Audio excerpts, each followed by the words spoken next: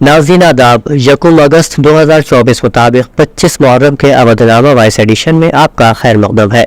आप समाअत फरमाने जा रहे हैं अवधनामा में शाये अहम खबरों के खास हिस्से। फ़लस्तीन के साबिक़ वज़ीर आज़म और हमास के सरबराह इस्माइल हनिया को ईरान में कातिलाना हमले में शहीद कर दिया गया है। हमास ने उनकी मौत की तस्दीक करते हुए दावा किया कि इस्माइल हनिया को यहूदी एजेंटों ने निशाना बनाया, जिसका बदला लिया जाएगा। फ़लस्तीनी मज़ामती तंजीम हमास के सरबराह इस्माइल हनिया ईरान में नौ मुंतखब सदर की तकरीब हलफबरदारी में शिरकत के लिए मुक़ीम थे और उन्हें उस वक्त निशाना बनाया गया जब वो तकरीब से वापस तेहरान में अपने होटल पहुंचे थे।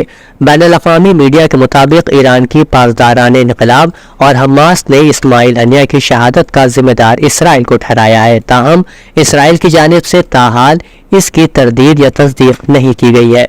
ख्याल रहे कि इसराइल मुतअद्दिद बार हमास के सरबराह इस्माइल हनिया समेत टॉप लीडरशिप को दुनिया के किसी भी खित्ते में निशाना बनाकर कत्ल करने की धमकी दे चुका था। ताहम इसराइली मीडिया ने दावा किया कि मकामी वक्त के मुताबिक रात 2 बजे तेहरान के क़ल्ब में उस मकाम पर मिसाइल दागा गया था जहां इस्माइल हनिया अपने मुहाफिज समेत ठहरे हुए थे। ईरान के सुप्रीम लीडर आयतुल्लाह ख़ामनेई ने हनिया के क़त्ल का इसराइल से बदला लेने का ऐलान किया है। उन्होंने कहा है कि इस तल्ख़ और अलमनाक वाक़े का बदला लेना हमारा फ़र्ज है।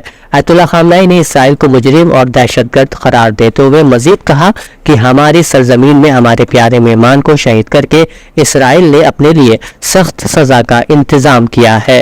उत्तर प्रदेश की राजधानी लखनऊ समेत उत्तर प्रदेश के कई इलाकों में बुध को भारी बारिश से मामूलाती जिंदगी मुतासिर हो गए। तकरीबन 40 मिनट की तेज बारिश से सड़कें तालाब में तब्दील हो गईं, जबकि नशीबी इलाकों में बारिश का पानी मकानात में दाखिल हो गया। बारिश की वजह से असेंबली की जमीनी ग्राउंड में पानी दाखिल हो गया। वहीं लालबाग वाक़े नगर निगम के दफ्तर में बारिश का पानी दाखिल होने से मुलाजिमीन कामकाज छोड़कर ऊपरी मंजिल में चले गए। समाजवादी पार्टी के MLA शिवपाल यादव ने असेंबली में पानी भरने का वीडियो इंस्टाग्राम पर पोस्ट किया और हुकूमत पर तनकीद करते हुए कहा कि असेंबली को बजट की सबसे ज्यादा जरूरत है। वायनाड में लैंडस्लाइडिंग के बाद कुदरत का कहर हर तरफ दिखाई पड़ रहा है। शदीद बारिश के बाद लैंडस्लाइडिंग से मरने वालों की तादाद 249 तक पहुंच गई है। 130 अफराद अस्पताल में ज़ेरे इलाज हैं, जबकि 240 से ज्यादा अफराद ताहाल लापता है। फौज, फिजाइया, NDRF, SDRF, पुलिस और डॉग स्क्वाड की टीमें बचाव में मसरूफ है।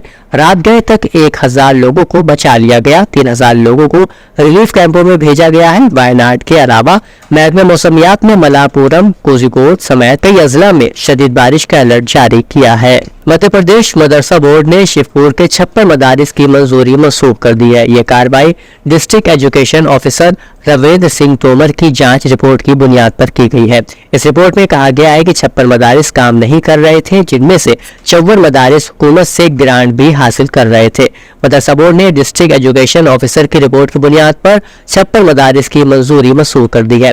डिस्ट्रिक्ट एजुकेशन ऑफिसर के मुताबिक शिवपुर में सिर्फ 24 मदारिस ऐसे हैं जो जारी है, बाकी मदारिस बंद पाए गए। इन मदारिस ने बच्चों के ट्रांसफर के बारे में जिलाई महकमा तालीम को भी आगाह नहीं किया था। उत्तर प्रदेश के वजीर आला योगी आदित्यनाथ ने बुध को कहा कि साल 2017 में बीजेपी हुकूमत की सरकार बनने के बाद रियासत के तकरीबन 8 लाख मुलाजिमीन के पेंशन खाते खोलने का काम किया गया। विधान परिषद में न्यू पेंशन स्कीम को लेकर योगी ने एक सवाल के जवाब में कहा, साल 2005 में जब न्यू पेंशन स्कीम नाफिज की गई तब रियासत में मुलायम सिंह यादव की क़यादत में SP की सरकार थी। वही साल 2007 से 2012 तक BSP और फिर 2012 से 2017 तक SP इख्तिदार में थी। लेकिन ये बदकिस्मती है कि एक भी मुलाजिम के पेंशन खाते नहीं खोले गए।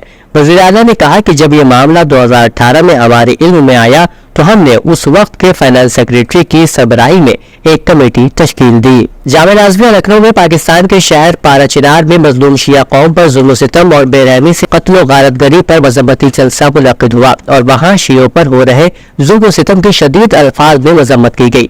प्रिंसिपल मदरसा मौलाना सैयद फरीदुल हसन की सदारत में मुदर्रिसीन, स्टाफ और तलबा ने शिरकत फरमाई और एक सदा होकर हुकूमत पाकिस्तान से अपील की कि इस मजबूत अमल को रुकवाए और दहशत पसंदों को सख्त से सख्त सजा दी जाए। नेज उन्होंने हुकूमत हिंद से भी गुजारिश की कि वसाइल का इस्तेमाल करके पाकिस्तान में शियों पर हो रहे जुल्म सितम को बंद करवाए। आयतुल्लाह सैयद अमीरुल हसन ने एक बयान में कहा कि पड़ोसी मुल्क में जो कुछ हो रहा है वो इस बात की दलील है कि उनका मजहब यही है جو ان کو یا ان کی بات کو نہ مانے اس کو قتل کر دو۔ تاریخ گواہ ہے کہ اہل بیت علیہ السلام کے ماننے والوں نے ہمیشہ اپنی قربانیاں دی ہیں تاکہ اسلام کی صحیح تصویر دنیا کے سامنے جا سکے۔ ہم پارا چنار کے مظلوموں کے ساتھ ہیں اور ظلم کرنے والوں کی شدید مذمت کرتے ہیں۔ مجلس علماء ہند کے جنرل سیکریٹری مولانا سید کلب جواد نقوی نے پاکستان کے شہر پارا چنار میں شیعوں کے قتل عام اور تکفیری دہشت گردوں کے حملوں کی سخت مذمت کرتے ہوئے حکومت پاکستان کو دہشت گردوں کے پشت پناہ قرار دیا ہے۔ مولانا نے کہا کہ پاکستان کے شہر پارا چنار میں آباد شیعوں پر جس طرح تکفیری دہشت گردوں نے حملہ کر کے قتل عام کیا ہے اس سے ظاہر ہوتا ہے کہ پاکستان میں دہشت گردی عروج پر ہے۔ ایک پورے علاقے کو جس طرح محاصرے میں لے کر قتل عام کیا جا رہا ہے اس سے ظاہر ہوتا ہے کہ اس میں پاکستان سرکار بھی شامل ہے۔ مولانا نے کہا کہ پاکستانی حکومت کھل کر دہشت گردوں کا ساتھ دے رہی ہے۔ اودنامہ میں شائع جانما خبروں کے مطابق حماس کے حد العزیز رہنما اور استقامتی محاذ کے مجاہد اسماعیل ہنیہ کو خود کی غاصب اور جابر صہیونی حکومت نے اپنے راستے سے ہٹانے کے لیے کل آدھی رات کو بزدلانہ کارروائی کرتے ہوئے تہران میں شہید کر دیا۔ ایران کی حکومت نے اسماعیل ہنیہ کی شہادت پر پورے ملک میں بدھ، جمعرات اور جمعے کے روز عام سوگ کا اعلان کیا ہے۔ حماس کے ترجمان خالد قدومی نے اسماعیل ہنیہ پر تہران میں حملے کا ذمہ دار اسرائیل کو قرار دیتے ہوئے کہا کہ اسرائیل نے رہنما پر نہیں تمام مسلمانوں پر حملہ کیا ہے۔ ترجمان کا کہنا تھا کہ اسرائیل نے ایک عالمی لیڈر کا قتل کیا ہے، اقوام متحدہ کو ایکشن لینا چاہیے۔ اسرائیل تمام سرخ لکیروں کو عبور کر رہا ہے، عالمی برادری کیا کرے گی؟ حماس کے ترجمان نے کہا کہ اسرائیل کا اصل چہرہ دنیا کے سامنے آ چکا ہے، ہم اس وقت حالت جنگ میں ہیں، اپنا دفاع کر رہے ہیں۔ برطانیہ میں چین کے سفیر زینگ زیگوانگ نے منگل کو دو طرفہ تعاون کو بڑھانے پر زور دیتے ہوئے کہا کہ دونوں ممالک کو بڑھتی ہوئی معیشتوں اور لوگوں کی زندگیوں کو بہتر بنانے میں اہم کاموں کا سامنا ہے۔